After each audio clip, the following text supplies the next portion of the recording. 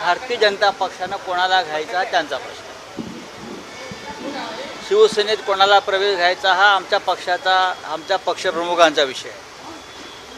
सध्या ठिकठिकाणी पक्षप्रवेशांचे मोसम सुरू आहेत.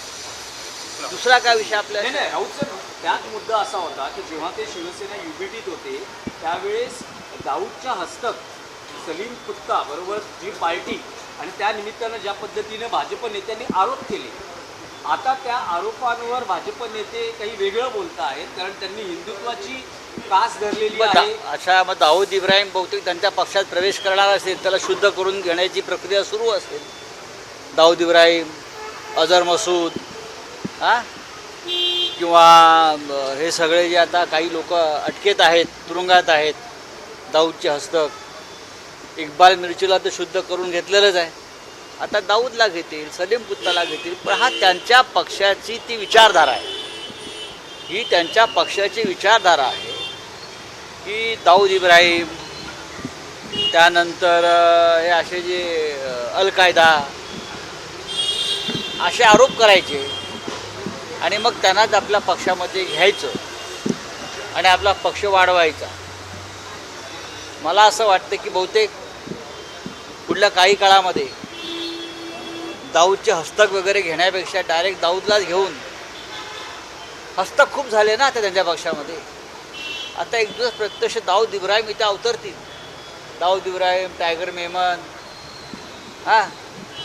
त्यानं सलीम कुत्ता तर आलेलाच आहे.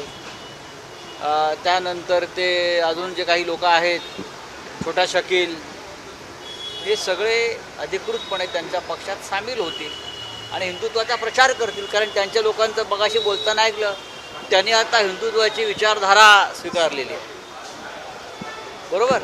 त्याच्यामुळे आता त्यांचा पक्ष सगळ्यांसाठी खुला आहे. नाही, पण राऊतसाहेब फक्त बडगुजर नाही तर बबनराव घोलप असतील किंवा अन्य भाजपत शिवसेना युबीटीतले काही पदाधिकारी, नगरसेवक, बघा काही अनेक जण गेलेले आहेत. बघा हे त्यांच्याबरोबर गेलेले जे लोक आहेत त्यांची यादी माझ्याकडे आली.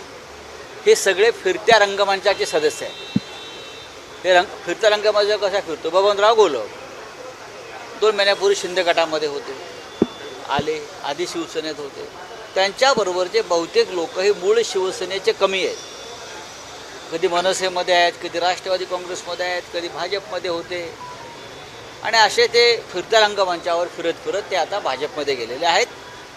त्यांचं त्यांना लखलाप आणि भाजपलाही लखलाप ठरवलं. राऊतसाहेब, पवारसाहेबांचं एक महत्त्वाचं स्टेटमेंट येते, 2 NCP एकत्र येण्यावर असं ते म्हणत आहेत की संधी साधू लोकांना बरोबर घेणार नाही किंवा त्यांच्याबरोबर जाणार. तुम्हाला आठवत असेल, मीच हे बोललो होतो की शरद पवार साहेब हे विचारधारेचे पक्के आहेत. शाहू फुले आंबेडकर, यशवंतराव चव्हाण, प्रबोधनकार ठाकरे या विचारांवर त्यांची कायम श्रद्धा आहे. राजकारण सोडून द्या, या विचाराशी प्रतारणा करणारे ते स्वकीयांनाही माफ करत नाहीत.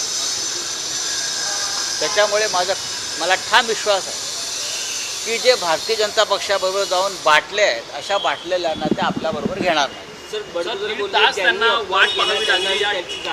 चांगली गोष्ट आहे. त्यांना 2 तास त्यांचा प्रवेश. मला बघा, भारतीय जनता पक्षाविषयी मला काही बोलायचं नाही. बडगुजर हे अनेक वर्ष आमचे सहकारी होते, ते मान्य करतो मी.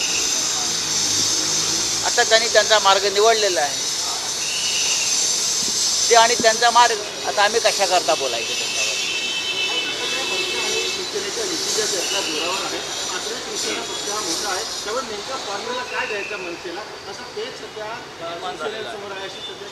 असा कोणताही पेच नाही. एबीपी माझा, उघडा डोळे बघा नीट.